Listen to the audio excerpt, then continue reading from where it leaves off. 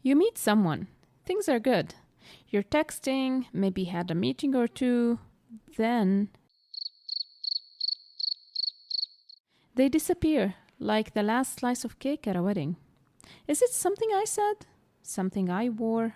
Did their mom find a better candidate overnight? Assalamu alaikum, I'm Hiba. And I'm Zaid, You're listening to Diary of a Matchmaker. a podcast that will take you into our world as matchmakers. We'll share our experiences and offer advice for the single Muslim. So let's dive in. Bismillah. Assalamu alaikum everyone. Welcome to another episode. My name is Zaid and on the other mic is my wife and co-host Hiba. Assalamu alaikum. Ghosting, I'm sure, is a word everybody has heard of by now.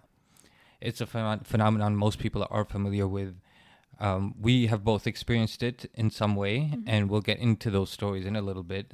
And before we do, we just want to mention that through this episode, our intention is not to bash ghosters, but rather come at this with the perspective of understanding why people do it, what lessons we can learn from it, how we can grow from it, and other things we can take away from ghosting. So let's start with the term itself. What is ghosting, Hiba? It's cutting off communication with someone you're in talks to, of course for the purpose of marriage, with no explanation. They just disappear. Or another term, micro-ghosting. Yes, or breadcrumbing. I think this one is also the same one as breadcrumbing. Okay. When somebody fades away slowly, they take longer to reply to your messages. They don't return phone calls, and it just it's gradual ghosting. Okay. I'm not sure if that's still breadcrumbing. I might have to look into breadcrumbing. Okay. So many Gen Z terms I have to look up. I feel so old right now. Yeah. So why do people do it is the big question. Why do people suddenly cut off communication? And as we were preparing for this episode, it reminded me of something that I was not very proud of, which was ghosting somebody prior to us getting married. So you were the ghoster, not the ghostee. Exactly. Okay. Actually, I have been both, I've been both the ghoster and the ghostee. Okay. But let's start off with me being the ghoster first. So prior to meeting you, I was speaking to a girl with the hopes of getting married. And this girl, alhamdulillah, she checked all my boxes. Like, she was supportive of the arts. She was into yoga, really down to earth. Our conversations would flow. It was a great match.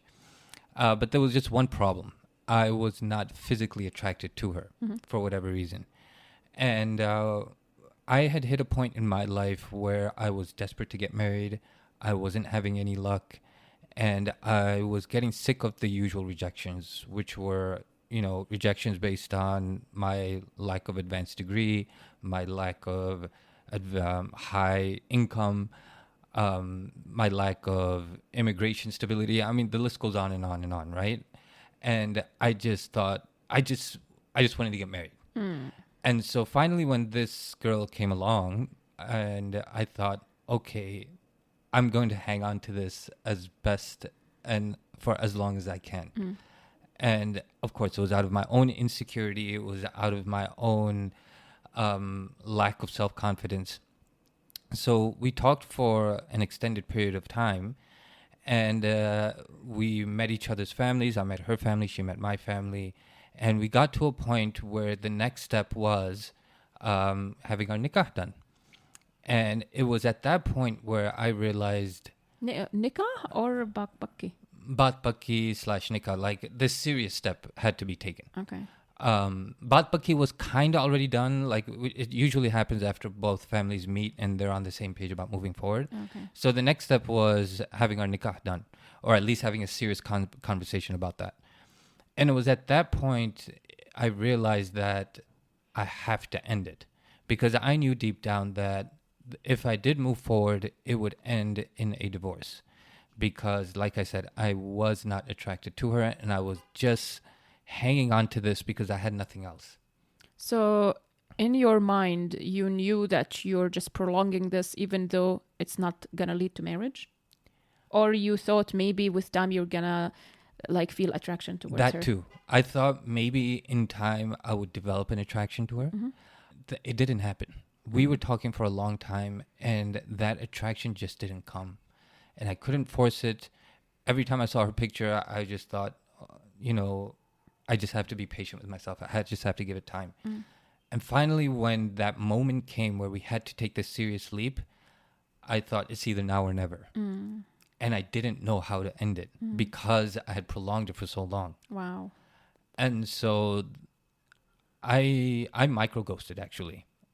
She messaged me. I took my time to respond. I said, I still need some time. I'm not sure. And then she would give me a week, and she was patient with me. She would give me another week or maybe 2 weeks. And then I would kind of give these very vague responses. And then finally she got the hint, and she said, if you want to end it, just end it. Just let me know and at least give me a reason why. And then I unfortunately had to break her heart and say, I just don't find you attractive. I'm not attracted to you. And that was the last time I heard from her. Okay, wow. Yeah. So that's a part of my life that not exactly proud of. It's something that I should have done in a different way, in a more mature and graceful way. But when we talk about the topic of ghosting, I can't overlook this incident. Actually, that's what this podcast is about. We're not here just to give like advice and sound like wise people and Right? like Because it's very easy to say, "Hey, ghosting is bad. You shouldn't do Yeah. it. You should be more mature." This, But that's going to be a boring episode. yeah, this podcast is based on our personal experiences Yeah. and on our professional experiences. So this is as raw as it gets. Yeah, for real. Yeah. So there's a lot to unpack from my story. Why did I ghost? There was a fear of dealing with the truth, a fear of confrontation. I was insecure. I prolonged it longer than I should have. I should have cut it off from the beginning, because if you're not instantly attracted to someone, then you can't expect that to grow over time. Like, yes, a person's personality and learning about their core values and things like that, that does develop a degree of attraction. But at the same time, a person is what they are, right? Like their features, their body, like they can't change who they are. Of course. And if you're not attracted to that, then you can't expect that to change. And you can't expect yourself to suddenly develop an attraction to their physique. Like if attraction is going to happen, then maybe within like a week or 2 or 3, but not like we're talking about long months here, right? Yeah. Yeah. So, but what was her reaction, by the way? It happened over text. Okay. I didn't meet her. It happened over text, and that was the last time I heard from her. But when you told her this over text, did she reply or? No, she didn't. She saw it coming, and that was it. That was the last time I heard from her. Okay, I feel for both of you, but especially for her because You should feel for her. You shouldn't feel for me. I'm a jerk. I mean, I'll say it. No, I feel for her because I was in her shoes. I'm gonna talk about my story in a minute, but I was in her shoes. But a question: Yeah. was there a level of immaturity that you think you had, or was it just insecurity? It was more insecurity than immaturity. Like, yeah, hindsight is 2020. I can easily go back and say, I should have cut it off in the beginning. I should have been more graceful and told her that, hey, I don't think this is going to work. But the problem was that I just didn't know how to let her down. I didn't know how to say that I just don't find you attractive. Okay. Right? If there was any other reason, it would have been easier for me. But I know how difficult it is for a girl to hear criticism like that. Absolutely. And so I'm not going to say I took the high road. I didn't. But Please don't. I didn't know how to say it. I didn't know how to say that I didn't find her attractive. I'm sure a lot of guys are or were in your same shoes. Like these things happen. And so, like I said, it's something that I should have nipped in the bud in the beginning. And I can't change the past. And it's something that I have learned a lot from. Yeah. Also, some people, maybe not you here, but some people think that just ignoring someone is more polite than rejecting them or letting them down. So they think maybe they're doing the other person like a favor, sparing their feelings. Yeah. Which maybe you felt this way? Yes and no. I would say that it would have been more heartbreaking and detrimental to her had I had my nikah and then it ended in a divorce. That would have been much worse. Of course. So yes, to an extent, I did choose the lesser of the more harmful actions. I guess. In a way, it doesn't excuse me from doing what I did. Also, if someone is talking to multiple people at the same time and they're not able to decide and they're just being indecisive, then they're going to end up in the same shoes. Like, how are they going to reject? I don't know. They're talking to 4 girls or she's talking to 4 guys at the same time. So it's easier to just ghost 3 and keep one. Yeah. And then if that one doesn't work out, then you go back to the 3. Yeah. I'm sorry. I had a cricket accident. I'm here now. But yeah, misusing istikhara is also a big one. So this didn't happen to me, but I'm sure it does happen to people that they pray istikhara and then they ghost. And think that, okay, istikhara is the reason I should stop talking to you. Like, come on, man. That's probably arguably even worse than what I did, because you are misrepresenting and misimplementing Islam. Absolutely. Yeah. Right? We kind of touched on this the last episode about istikhara. Yeah. And then I received a message from a dedicated listener.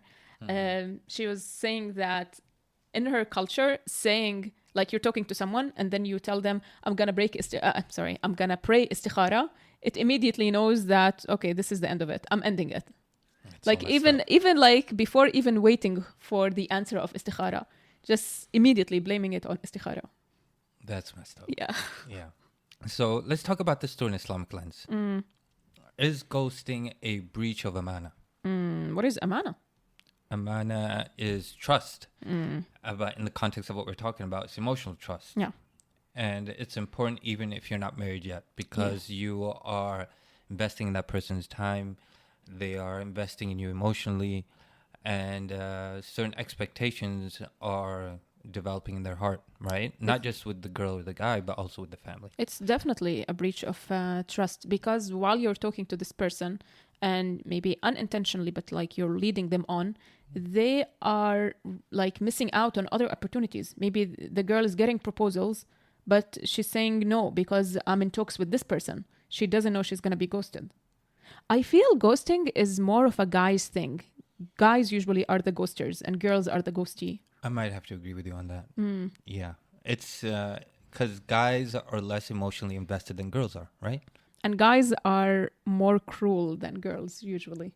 Like, girls would take their time. Or maybe I don't want to that's make a generalization. Not cruel, but okay, sorry. The word is sensitive. Girls are more sensitive than girls.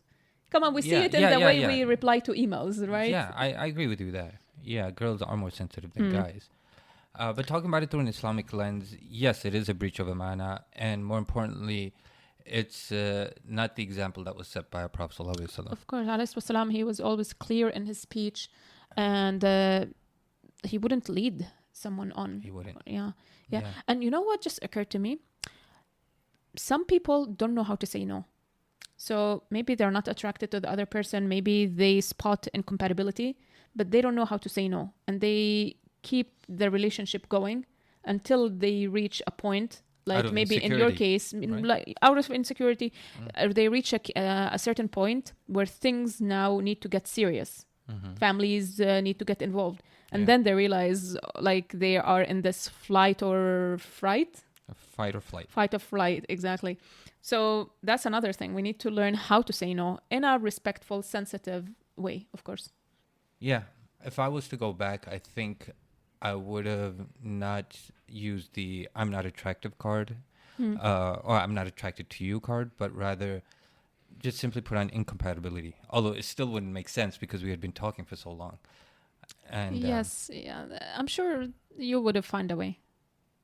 Whatever way, yeah. But we're human. I think about that. Like, if I could go back, how would I have ended it after so long? What would have been the right way to end it? I don't know. Let me ask you, as a girl. You've been talking to a guy for, let's say, 6 months. Okay. And things are going great. You've met the family. He's met the family. And you want to take the next step. And you're getting the hint that he is kind of micro-ghosting you. And he's trying to end it. What would be the right way to end it after so long? If it's because of lack of attraction? Yeah. Just That's tell a you good straight up? question. I think no girl likes to hear Of that the course not. person is. So what would be? I think if you said lack of incompatibility, like, or if it was my case and the guy said lack of compatibility, then I would get the hint. Especially like you said, things are going great and you're compatible and everything. Mm-hmm. I would get the hint that no, he's just trying to spare my feelings. But then I feel like that would also put you more in a state of confusion. Like, what do you mean we're incompatible? We've been talking for so long. You're right. Our conversations are flowing. You're right. We have the same interests. This doesn't make sense. And now, on top of that, you want closure. But I'm not giving you closure. Right. I don't know what's the right answer. It's a tough thing to be in. And the easy thing is to just nip this in the beginning. Nip it in the bud. Yes, in the beginning. Yeah. If you're not attracted, you're not attracted. Ladies, if you're listening, let us know. What is the right way to let a girl down because of lack of attraction? Yeah. don't have an I would answer. like to know. Yeah. Hey, if you have a story to tell, we'd love to have you on. Here you'll find a safe space of listeners who can understand what you're going through. Just shoot us an email with a summary of your story at info@halalmatch.ca. So you were on the other side. You were a ghostee, correct? Yeah. And what was that experience like? It sucked. Of course. It's a very ugly feeling because it leaves you with so many questions. Like we started this episode, what did I do? What did I say? Like what suddenly changed? You don't have answers. You're left to yourself to come up with the scenario. So Yeah. in my case, before we started talking, I was in communication with this guy on HOD. Mm-hmm. And we spoke for like 2 weeks or so. Things were going great. I told my parents about him, and And he was a brown guy, by the way. yeah, I have a thing for brown guys. Yeah, things were going great. Honestly, conversations were flowing. We were so compatible, and then slowly, like suddenly, the communication started slowing down. I would send a message, and no response for, I don't know, a day or two. Was he in India? No, he was in the States. Oh, Yeah. okay. And I suggested more than once actually getting on a video call just because videos like solidifies things, right? Right. Yeah. And he kept pushing it. Hmm. Every time coming up with an excuse. So I'm like, okay, no problem. Maybe it's a time difference, maybe whatever. And then, yeah, like I would send messages. He would take his sweet time to reply, days sometimes. And then I kind of, I don't know, I don't remember exactly what happened. Maybe I sent him a message hinting that I'm ending this. I deserve better. And then he immediately called me and tried to make me to take him back. Coming up with different... to convince you to convince me to coming up with different excuses. I had a cricket accident. That's why I said cricket accident before. I was so busy at work. My mom was I don't know, my mom is giving me a hard time. She wants an Indian girl or something. I'm trying to convince my mom, whatever. And I'm like, okay, sounds sincere. We went back from where we left off. And then a week or 2 weeks later, can't remember exactly, same thing. Started fading and Micro ghosting. Yeah. And then I'm like, that's it for me. I'm not gonna go through this again. So I sent a message, I ended it, and Wow, like 2 strikes, you're out. yeah, come on, like yeah. And I think one time he disappeared for 6-7 days. Wow. And you know, I'm the kind of person that the worst starts going in my head. God forbid, maybe he had an accident, and turns out he's just, I don't know where he is. He's just Chilling. So I ended it right then and there. I deserve better. And I will find what I deserve. And I did. Oh. So, what did you take from that? I took from that some guys are jerks. Okay. Some guys lack maturity, Uh-huh. lack sensitivity, security. It sucked for a little bit, honestly. I thought it's going to suck for a long time. I'm going to be depressed or something. But no, alhamdulillah, I was very quickly able to just move on and just realize it's not about me. It's about him, completely about him. So I ended up honestly feeling bad for him. Really? Yes. Because I know he missed out on something good. I'm not boasting. I'm not being full of myself, but we were compatible. And then a few weeks later you messaged me, right? Yeah, I can't remember how long after. You know, I joined HOD in July 2019. Yeah. And we started talking mid-November. Oh, early November. November 11th, actually. I still remember. Yeah, see, early November. Yeah. So somewhere in between. Okay. Wow. It's amazing how we plan and Allah plans, and Allah is the best of planners, right? Yeah, subhanallah. Yeah. So, yeah, there are obviously better ways to end things. And the most important thing is that, we've mentioned this before, we'll say it again, is that you should be taking the time to assess compatibility in the beginning, right? Even though I do feel hypocritical saying all this and giving advice, but and we've said this in previous episodes, that if you are coming with the understanding and the mindset that this person that I'm talking to is for the purpose of marriage, and you're coming ready with the right questions, and you're coming with a level of sincerity, there is no reason for any courting phase to go on more than 6 months, or even I would argue 3 months. You can't put a number on it. It's different from a case to a case. I guess, but come on, 6 months to really see if somebody is compatible for the purpose of marriage. I do think it's a lot, but that seems like a long time. I don't think you need that much time. I don't want to use our example as a template that everybody should be using, but we knew within 4 weeks tops that we wanted to move ahead with our nikah. But right? we had plenty of free time on our hands. We were able to talk for hours every day. Some people don't have that luxury. Where if you are dedicated, you will make time. Remember what I always tell you, whether it's the gym, whether it's a detox diet, whatever it is, if it's important enough to you, what will you do? You'll make time. You'll make time for it. You'll carve out time out of your day for it. Okay. And we felt a strong spark, and so we made time. You were doing your graduate degree at the time. And there was a 7-hour difference. And there was a 7-hour difference. I was working. Yes, I do remember I was working. I just landed my first job, so we had commitments, and it wasn't. And I was actually. Oh yeah, and I was also studying too. I was doing my Montessori teacher certification at the time.